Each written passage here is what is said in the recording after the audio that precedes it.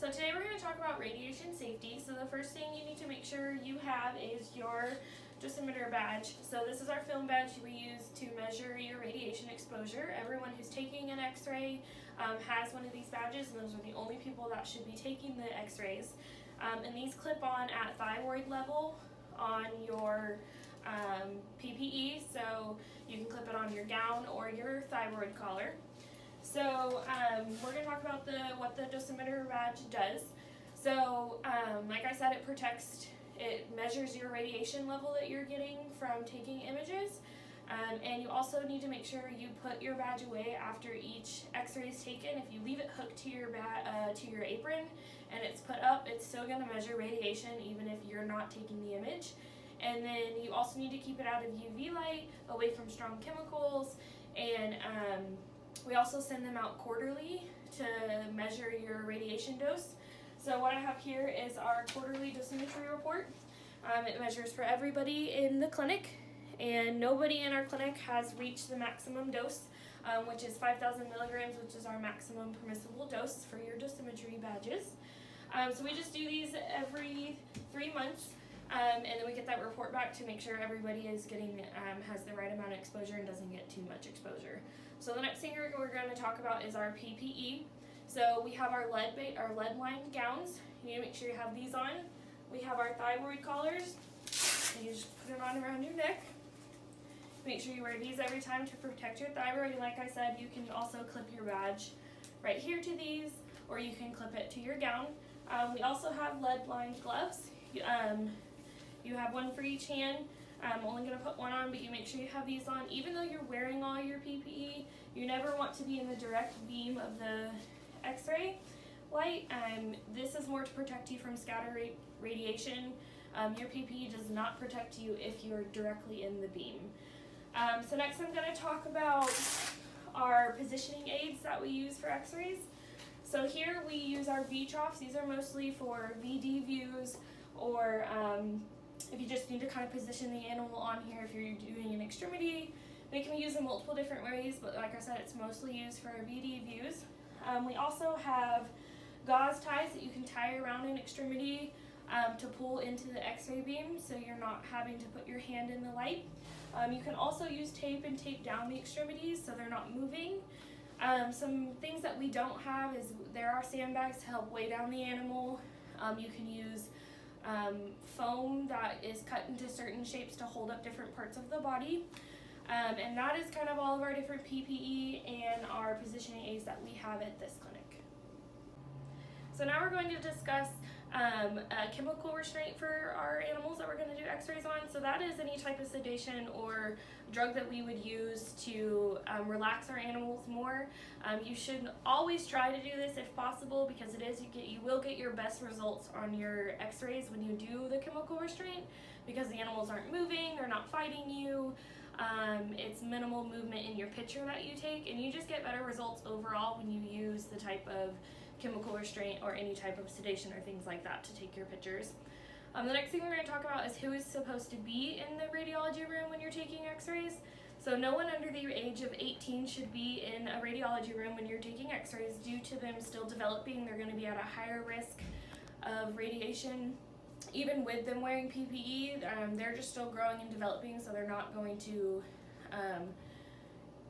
get more radiation when they're in here, as well as anyone that is pregnant. So if you are pregnant, you should tell your supervisor, because you should not be in here at all. It can not only affect you, but can also affect the baby. And then, pause it. Okay, so today we're going to be doing a cranial caudal x-ray on a radius ulna. So the first thing we're going to do is set up our software for our patient. So the first thing you need to do is enter the patient's name.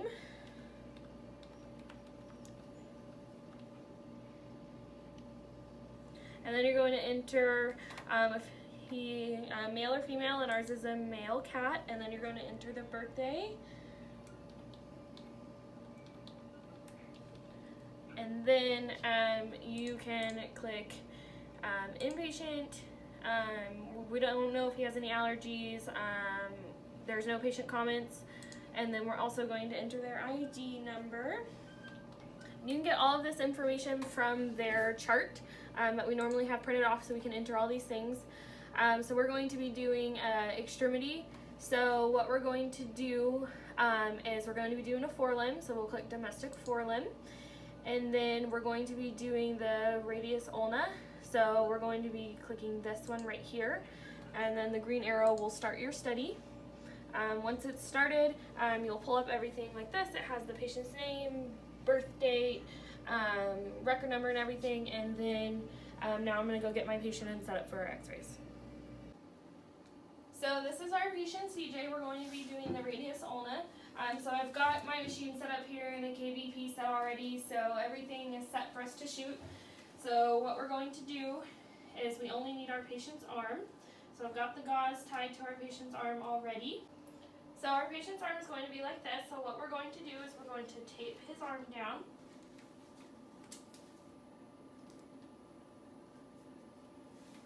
So now we're going to shoot our x-ray. Shooting.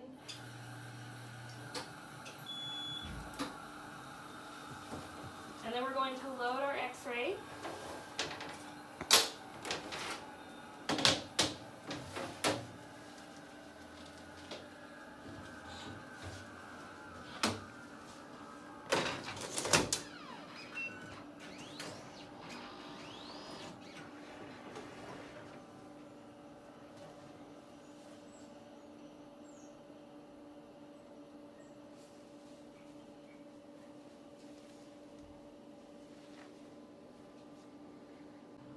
So once our x-ray is finished, we're just going to take a closer look at it.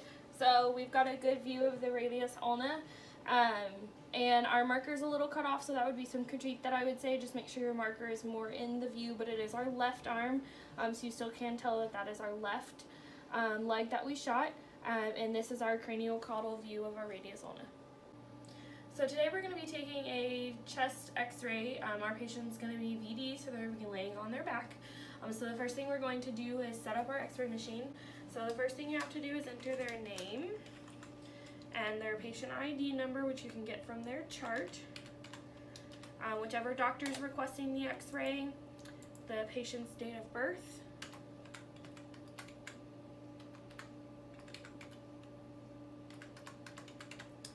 if the patient is male or female, and the technician that is doing the x-rays, and then you're going to hit next. And then what you're going to do after you hit next is click the type of x-ray you're taking. So we're doing a chest, so thorax, and we're going to do a VD view. The blue is for canines and the yellow is for felines. And then you just hit start study. So next thing we're going to do is set up our machine for the patient.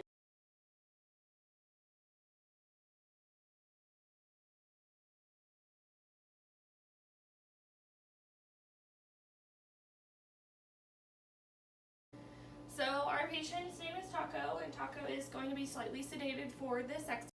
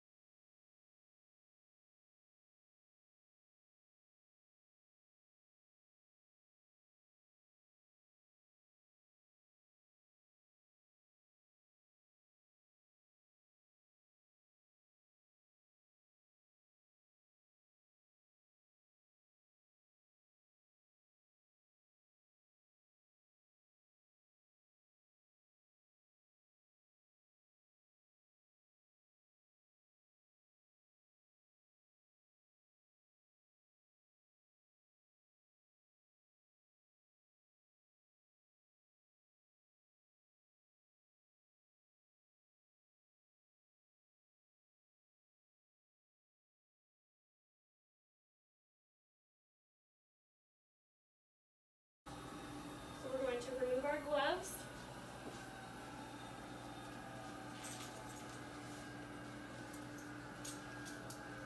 And next you're going to remove your cassette, take the lead marker off.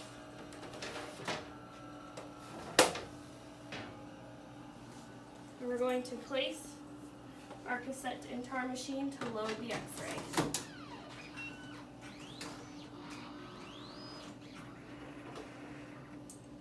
You just need to make sure that this is highlighted blue for it to load onto the correct x-ray if you were taking multiple images. And now our x-ray is going to load.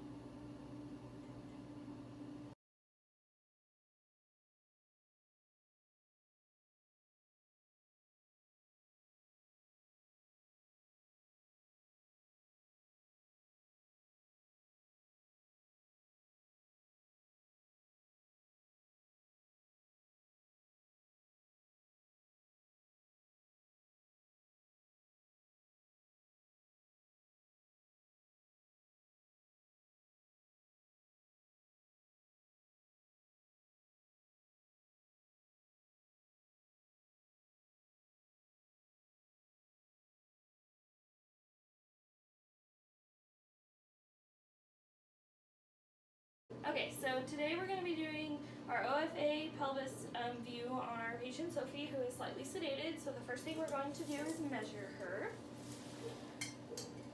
And this will measure our centimeters that we can change. Okay, so she's 20. So then we'll go up onto our machine, and we will change our centimeters to 20, and that automatically sets our kVp. So the next thing I'm going to do is position her.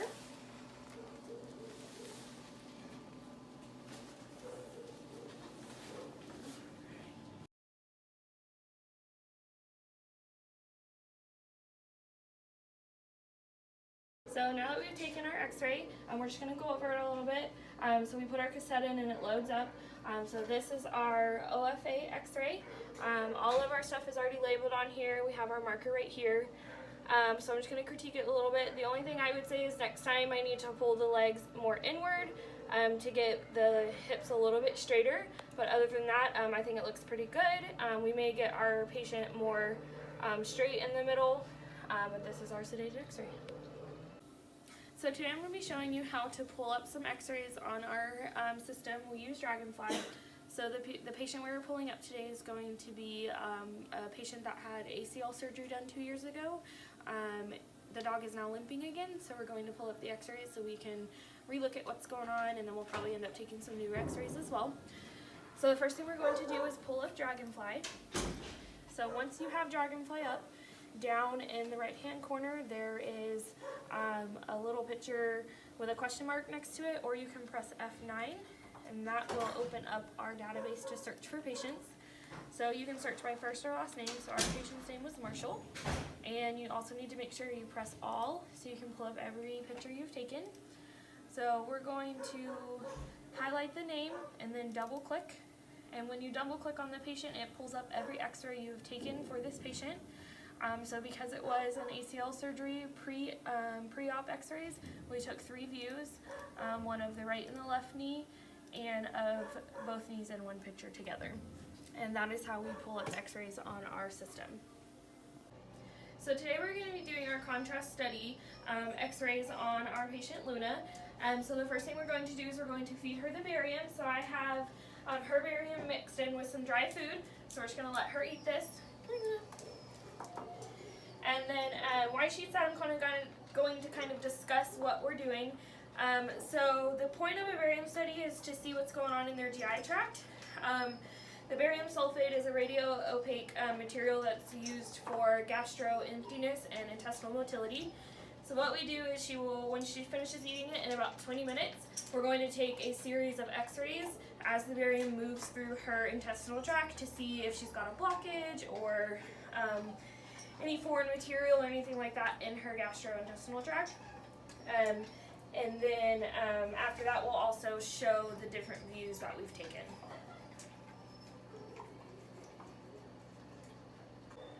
So now we're going to set up for our barium study. So we're going to enter all of the patient's information. So our patient's name is Luna. And then we're going to select female and put her birthday. And then inpatient. Next we're going to add her patient ID. You can find all of this information on our charts. And then our requesting department will be Dr. Viator. You can write stuff in here if you want. You don't have to, so I'm just going to put we're doing a contrast study. And then the next we'll hit the green arrow. After that, the first views we're going to do is going to be a lateral abdomen and a lateral VD. So we'll click both of those. And then now we're going to come over here and place the trays in our x-ray machine. And then we're going to put our marker on. And then we're going to make sure this is all set up to the correct thing we're shooting. So we're shooting an abdomen, and it's a canine. We're going to do our lateral view first. And then once we get our patient in here, we will measure her and change our centimeters, which automatically changes the KVP. Okay, so the first thing we're going to do is measure our patient. Okay, so she is 51 centimeters. So we're going to change our centimeters on our machine, and that will automatically change the KVP. Next thing we're going to do is position our patient with her head facing the wall in a lateral position.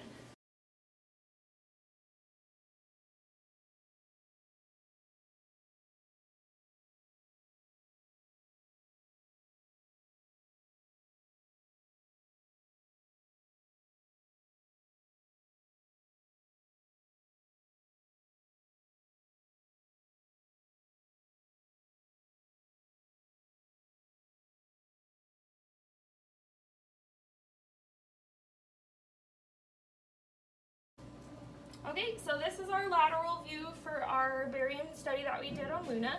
So you can see here, she did eat with her barium, so all of these little white pieces are going to be the food that she ate. Next. Hello, I'm Dr. Vanessa Ali, and this is Mackenzie's radiology evaluation video. Her strengths include being attentive to direction, patient handling, and knowing her flaws in her views that she's taken prior to being critiqued. Her weaknesses include collimation of the patient in the view, and also patient positioning. By taking this class, she has improved tremendously, and it has helped her understand why we take different views for different patients and different reasons in general practice.